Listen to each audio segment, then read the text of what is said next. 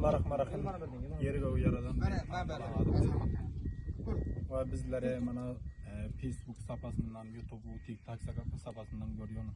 Hem görücülere hazır meclisimizin kızgın sırlarını gönderip bizler bugün bir seyahati Faryab vilayetining Davlat Hava Ulusuvalliginin Duzkan diyen mantıkasına gelip mana dost diyarlar, aşnalar o mana mehmanlar bilen seyahata çıkıp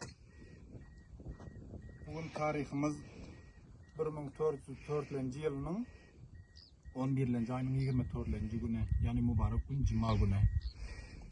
Bizlerin mana hazırki meclisimizde karışıp oturan mehmanlarımız var. Jowzjan vilayetining Akçı Ulusuvalligi Cengelara Obasından İlham, Nur Muhammed, Burhaneddin, Naqibullah, Sadullah, Uraz Mehmet Ciger, Emin Çarxaki var, Abdülkuddus Salmani, Abdülbeşir, Muhibullah, Humayun Türkmen,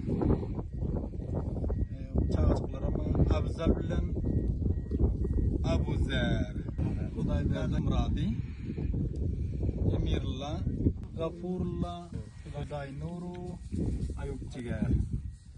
Mana şu dost yarlar bilen mana bugün seyahata çıkıp bir mana hoş geçirdik. Şükür bulara mehmanlardan hoş geldiniz aytıyoruz.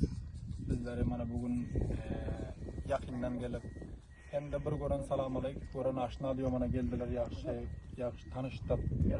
İnşallah geleceklerde de dost yarlarla gelmesini arzu edip yani katlaşmasını bulardan hem istiyoruz inşallah.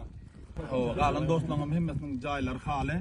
Mana rozagadan bir qancha kun qalan. Teşekkür dostlar her biriklerinizden.